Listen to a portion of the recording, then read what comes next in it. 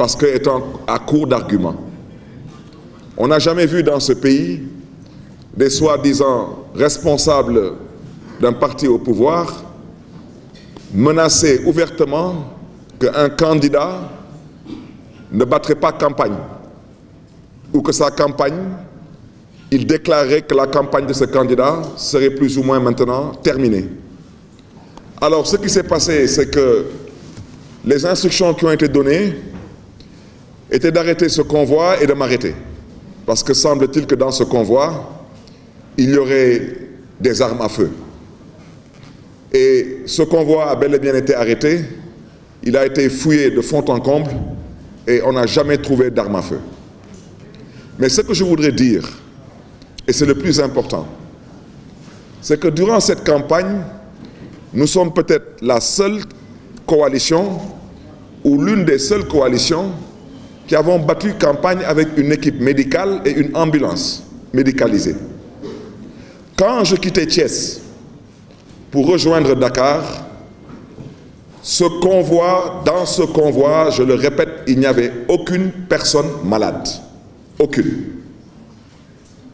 Ce convoi arrivait à hauteur de Aloukagne et ce n'est pas un coin qui a été choisi par hasard.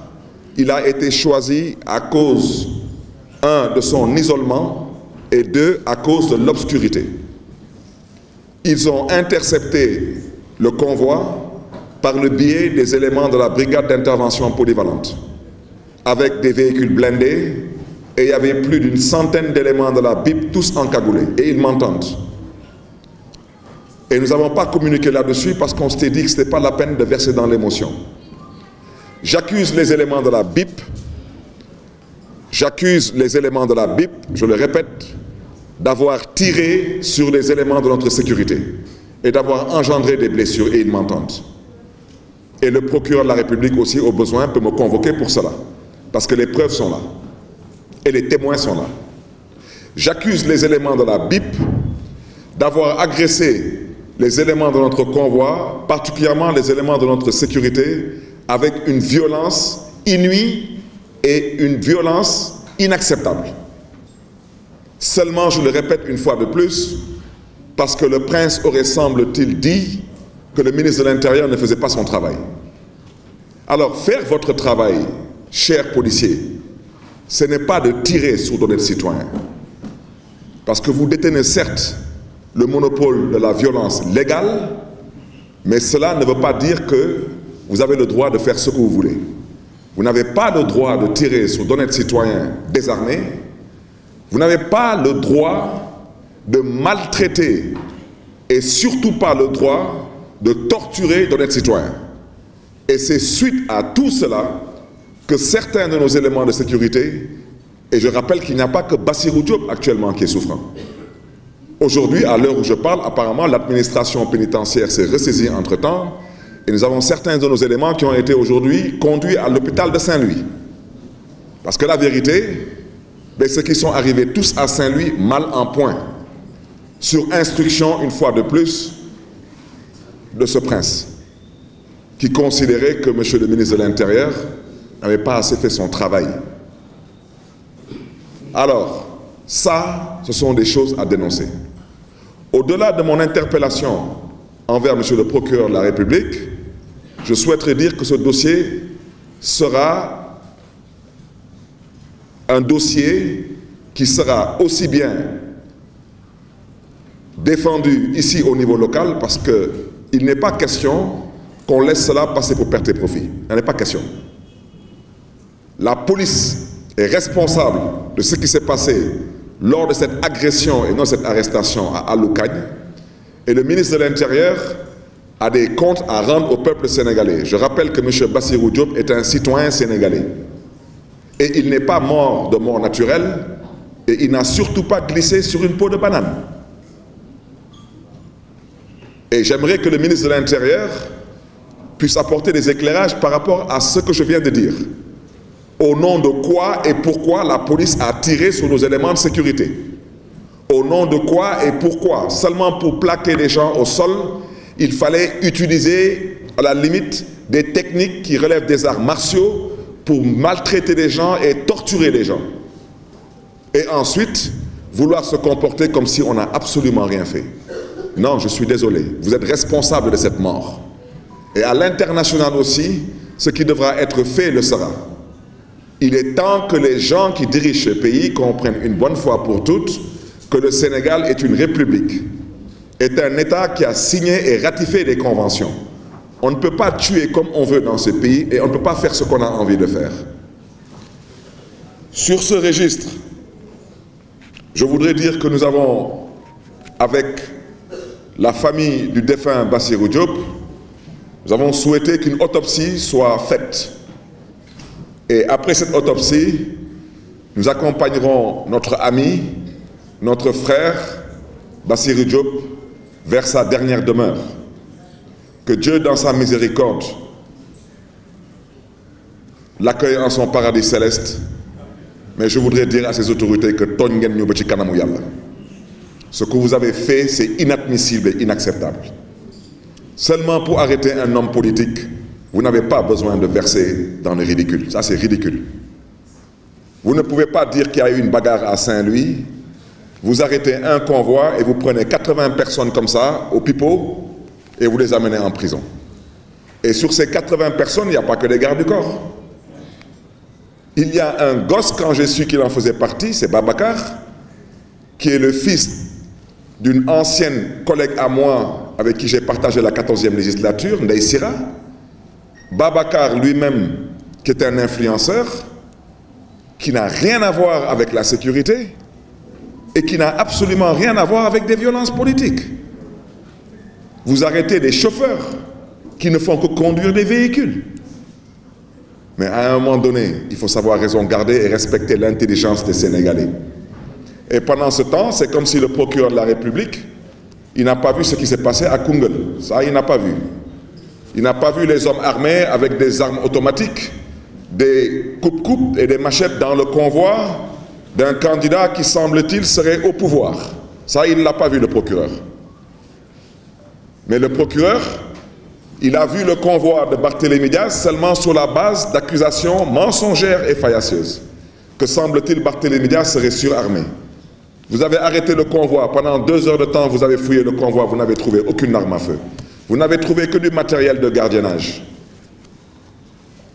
Qu'est-ce que vous allez expliquer aux Sénégalais maintenant? Et comment est-ce qu'on peut accepter de partir à un procès? Le procès, toutes les plaidoiries ont été entendues. Et le juge se permet de mettre en délibéré 1 mois et 4 jours plus tard pour un dossier qui est traité en flagrant délit.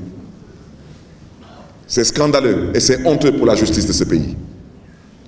Et aujourd'hui, on nous demande d'avoir espoir en cette justice. On aimerait bien en avoir.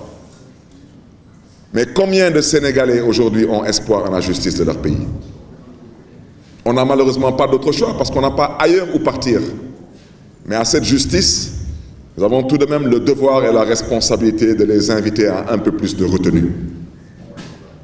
Soyez indépendants, soyez justes et dites le droit et rendez justice au nom du peuple sénégalais. Les 80 personnes qui sont à Saint-Louis n'ont rien à faire en prison. Ces personnes n'ont absolument rien à faire en prison. Ces personnes sont aujourd'hui otages parce qu'on a voulu arrêter un leader politique qui, par la grâce de Dieu, a réussi à ne pas se faire arrêter. Ce n'était que ça.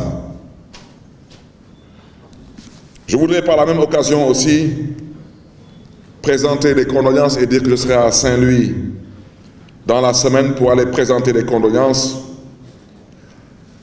à un autre de nos camarades qui malheureusement, le jour du pseudo-procès, son père qui se déplaçait pour venir assister au procès est mort à l'entrée de Saint-Louis suite à un accident. Donc dire seulement encore une fois de plus que tout cela nous peine de voir qu'après toutes ces années de lutte pour que le Sénégal devienne une terre de démocratie, que ces mêmes personnes avec lesquelles nous nous sommes battus, que ces mêmes personnes décident aujourd'hui de ramener le Sénégal encore je ne sais pas combien d'années en arrière. C'est comme si nous sommes maudits. Ça veut dire que nous passons notre temps à nous battre, à verser notre sang, à faire la prison, à sacrifier des vies, et c'est pour toujours mettre 2 pas en avant et en remettre 4 ou 5 en arrière. Vous me permettrez de passer sur le deuxième point, c'est sur la soi-disant radiation de Barthélémy Dias de l'Assemblée nationale. Je voudrais d'abord dire que je n'ai jamais souhaité siéger à l'Assemblée nationale pour cette 15e législature, et je l'avais déjà indiqué.